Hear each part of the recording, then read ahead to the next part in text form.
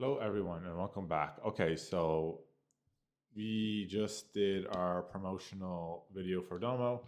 As I explained in the last one, now they have an affiliate program. I think it would be a lot better if there's a content partner creator program. But um, so with this, we are doing. Okay, so you're probably wondering, how would I make this tool? How did I make this tool? So with this, it's something called web scraping. So pretty much what you're gonna do is, let's say you have a tool. So this would be like a tool for like a game. And like, let's say for example, it's 50-50 depending on the complexity. Black Box and a lot of other ones have Opus and everything. So you can do that. Or if you have like a subscription to Opus, you can do that.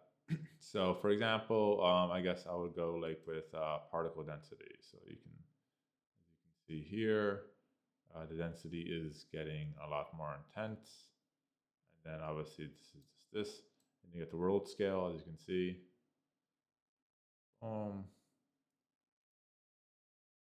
Gravity, no gravity. Gravity itself, stuck to the ground. And then you got the time speed, so how fast you want it. So when it's slower, fast, you want it fast, you want it fast. Now it's a cheetah. And you can reset your world right there. You can all this. You can reset the world. You can add an object, some objects that you want to add. You can toggle the physics, toggle auto, rotate. You can rotate some stuff, all this type of stuff. As you can see, real-time particle physics, dynamic. So this is just for like maybe for like a game. So what you would do is you would just get this. You can web scrape, and then by doing this is that you would put then, can you please make me a 3D world simulation that is obviously smarter than and obviously what is being made today, based off this PDF. So you go to the page, you would then try to copy the link, and then it would be called a web p, a web p page, and then you would convert that into a PDF. And then by doing that, then whatever you want it could be something for a game. It can be maybe like something for a project, or maybe you want to make something cool to like automate your workflow a lot better. Like let's say you want to make a bot or whatever, you could, for your business or something along those lines, and you can do that too. Um, or like whatever that you want to do. And then you can do that. Please make the interactive PDF based on this. Make sure to follow the PDF to the letter and to the T, and ensure that and make sure that you can please fix all the information. This text free, obviously glitch free, and then there you go. This is a little bit simpler. And then obviously it's like, okay, I created your 3D advanced world simulation that pushes the boundaries of what's possible in a web browser. And obviously real-time physics, dynamic particles, terrain, quantum field visualization with wave, advanced lighting with shadows, and auto atmospheric effects, or auto depend. I can just tell it to do automatically too if I want to, but like time manipulation, adjustable particle density, all this type of stuff. As you can see, so like that's how you would do it. And then you're probably wondering, how do you have like an FPS or like a timer or like the object? So obviously, since it's advanced, it's kind of like a game.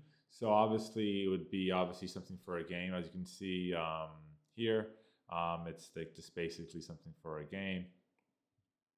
Um, and obviously the FPS obviously is important because on PC it is, not on console, but on PC it is, due to the fact that the higher your frame rate, the more detail you can look at. So obviously my monitor is 240, my second one is 280, but you know, let's just say the advertisement looked that it was curved, but it wasn't. I wanted a curved monitor, another one, but it is what it is. It's a good second monitor, but the main one is a 240 curved. And obviously that's the FPS objects, particles. So obviously then it kind of makes like a tool. So let's say like you would then, okay, so now let's say you're making something for a game and you want to add a tool, for example. So, okay, I have a tool that does the particle density and the time speed and everything for your game. So what you would do then is then you would hit the code. This is the code for it. So basically it web scraped it and made the code based off of everything. And then as you can see all this, you would copy all this, just showing the code. Like you would copy this based off of that.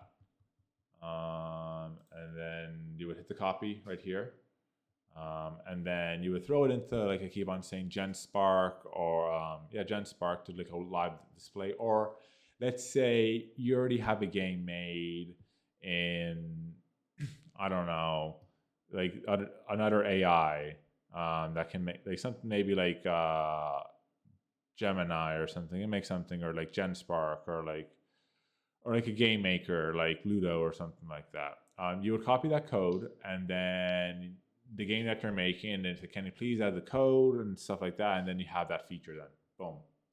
And then that's it. And then boom, you got something simple, you got something you can add, and then that's it. Like pretty simple web scraping type of stuff in, and then that's it. And then you got a great type of world controller to do that. So let's say the person wants to do this and that, or maybe you can have a boss fight. Maybe you can adjust the levels for the boss fight.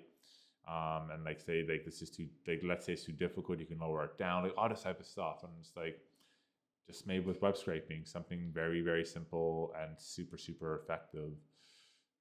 So yeah, thank you everyone for watching, and don't forget to like, favorite, and subscribe. And as always, Mr. Z, signing out.